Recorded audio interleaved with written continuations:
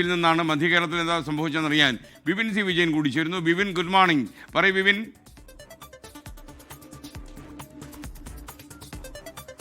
Yes, good morning S K. SIR നിലവിൽ വന്നതിന് ശേഷം നടന്ന ആദ്യ തിരഞ്ഞെടുപ്പ്, അതിൽ വലിയ ശതമാനത്തിലൊരു വോട്ടിംഗ് ശതമാനത്തിലൊരു വർധനവ് വരുന്നു. പല മണ്ഡലങ്ങളും 75% മുകളിലേക്ക് പോയിട്ടുണ്ട്. അതിൽ തന്നെ ഒരു 5% വ്യത്യാസം 2021 വെച്ച് നോക്കുകയാണെങ്കിലുണ്ട്.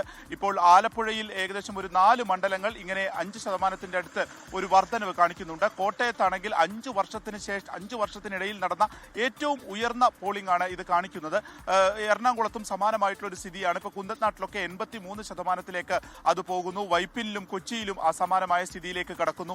അപ്പോൾ ഇത് ചൂണ്ടിക്കാണിക്കുന്നത് ആക്റ്റീവായ ആളുകൾ ആണ് വോട്ട് ചെയ്തിട്ടുള്ളത്. ഈ SIRൽ നിന്നും പുറത്തായിട്ടുള്ള അല്ലെങ്കിൽ വിദേശത്ത് ദീർഘകാലമായിട്ടുള്ള ആളുകളൊക്കെ ഒഴിവായി ആക്റ്റീവായ വോട്ടുകൾ രേഖപ്പെടുത്തുമ്പോൾ അത് ഒരു ട്രെൻഡാണ് എന്നുള്ളത് തന്നെയാണ് UDF പ്രതീക്ഷിക്കുന്നത്. അതായത് 85 സീറ്റുകൾക്ക് മുകളിൽ വിജയിക്കും എന്നുള്ള ആത്മവിശ്വാസം ഈ തിരഞ്ഞെടുപ്പിന് ശേഷവും UDF വെച്ചു പുലർത്തുന്നുണ്ട്. അവർ 100 സീറ്റിന് മുകളിൽ എന്നുള്ളതാണ് പറഞ്ഞത്. പക്ഷേ ഷുവറായിട്ടും അതൊരു തരംഗമാണ് എന്നുള്ള ഒരു പ്രതീക്ഷയിലാണ് നിൽക്കുന്നത്. അങ്ങനെയാണെങ്കിൽ മധ്യ കേരളം പിടിക്കുക എന്നുള്ളത് തന്നെയാണ് ഏറ്റവും പ്രധാനമായ ഇവരെല്ലാം തന്നെ ലക്ഷ്യമിട്ടിരുന്നത്. കഴിഞ്ഞ പ്രാവശ്യം ഒരു 49-ൽ 35 സീറ്റും LDFിനൊപ്പം നിന്നു. ഇതൊരു LDF തരംഗമാണ് മധ്യ കേരളത്തിൽ ഉണ്ടായത്. ഇത് തന്നെയാണ് രണ്ടാം പിണറായി സർക്കാരിന്റെ ഭരണത്തിലേക്ക് എത്തിയത്. ഈ 35-ൽ എത്ര സീറ്റുകൾ കുറയും അല്ലെങ്കിൽ എത്ര UDFന് നേടാൻ കഴിയും എന്നുള്ളതാണ് പ്രധാനമായിട്ടുള്ള ഒരു ചോദ്യം. ഇപ്പോൾ തൃശ്ശൂരിലേക്ക് വരികയാണെങ്കിൽ അവിടെ ഒരു സീറ്റ് മാത്രമാണ് കോൺഗ്രസിന് നേടാൻ കഴിഞ്ഞത്. അതിൽ നിന്നും മാറി ഇപ്രാവശ്യം ഒരു 5 സീറ്റിൽ കുറയാതെ തൃശ്ശൂരിൽ നിന്ന് UDF പ്രതീക്ഷിക്കുന്നുണ്ട്. പക്ഷേ LDFിനെ സംബന്ധിച്ച് വലിയ രീതിയിലുള്ള ഒരു ഭരണവിരുദ്ധ തരംഗമില്ല എന്നുള്ളതാണ്. അത് അവർ തള്ളിക്കളയുകയാണ്.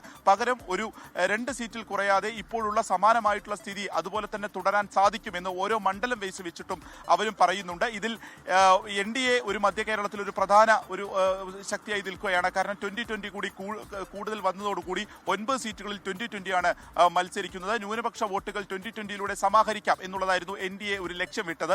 അവർ 4 സീറ്റുകൾ കൃത്യമായി തന്നെ വിജയിച്ച് കയറാം എന്നുള്ള പ്രതീക്ഷയിലാണ്. ഇനി വിജയിച്ചില്ലെങ്കിൽ പോലും അത് ജയപരാജയങ്ങളെ നിർണ്ണയിക്കുന്ന ഘടകമായി മാറും എന്നുള്ളതാണ്. അങ്ങനെയെങ്കിൽ അത് ഏത് മുന്നണിയെ ബാധിക്കും എന്നുള്ളത് കൂടി ഏറ്റവും പ്രധാനമായിട്ടൊരു ചർച്ചയാണ്. ഇപ്പോൾ അമ്പലപ്പുഴ നമ്മൾ നോക്കുകയാണെങ്കിൽ G. സുധാകരൻ ഏറ്റവും ശക്തമായിട്ടുള്ളൊരു മത്സരം നടന്നതാണ്. അവിടെ 82% മുകളിലേക്ക് സ്കൈൻ വോട്ട് ശതമാനം വർദ്ധിച്ചിരിക്കുകയാണ്. അപ്പോൾ ഇത്ര വലിയ ഒരു വർധനവ് എന്ത് ട്രെൻഡ് ആയിരിക്കും എന്നുള്ളതിന്റെ കൂട്ടിക്കിഴിക്കലിൽ തന്നെയാണ് ഇപ്പോൾ മുന്നണികളുള്ളത്. ഒരു ട്രെൻഡ് ഉണ്ട്, അത് UDFന് അനുകൂലം എന്നുള്ളത് തന്നെയാണ് ഇപ്പോൾ UDFന്റെ ആത്മവിശ്വാസം. പക്ഷേ ഒരു മാറ്റം മധ്യ കേരളത്തെ സംബന്ധിച്ച് ഉണ്ടാവുകയില്ല, വലിയൊരു കുറവുണ്ടാവുകയില്ല. അതുകൊണ്ട് തന്നെ വിജയിച്ച് കയറാമെന്നുള്ളത് LDFും സമാനമായ ഇപ്പോൾ വെച്ചു പുലർത്തുന്നു. ഒപ്പം ഇപ്പോൾ NDA സംബന്ധിച്ച് അവർ 30 സീറ്റുകളിലാണ് ഒരു ഇഞ്ചോടിഞ്ച് മത്സരം കരുതിയിരുന്നത്. അതിലൊരു 10 സീറ്റോളം വിജയിച്ച് കയറുക, ഇനി ഏറ്റവും പരമാവധി 5 സീറ്റുകളെങ്കിലും വിജയിക്കുക, അങ്ങനെ നിയമസഭയിൽ ശക്തമായിട്ടൊരു സാന്നിധ്യം എന്നുള്ളതാണ് ഒരു കണക്കൂട്ടലുള്ളത്. ഈ 30 സ്ഥലത്തും ശക്തമായ ഒരു ഇഞ്ചോടിഞ്ച് മത്സരം കാഴ്ചവെക്കാൻ സാധിച്ചു എന്നുള്ളതാണ് ഈ തിരഞ്ഞെടുപ്പിന് ശേഷവും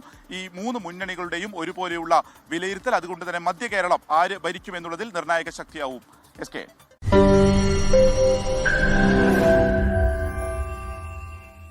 ലോകത്തെവിടെയായാലും ഏത് സമയത്തും 24 വാർത്തകളും ഓഗ്മെന്റഡ് റിയാലിറ്റി പാക്കേജുകളും എക്സ്പ്ലെയിനറുകളും വിശദമായി കാണാൻ ഞങ്ങളുടെ YouTube ചാനൽ നിങ്ങൾക്ക് സബ്സ്ക്രൈബ് ചെയ്യാം.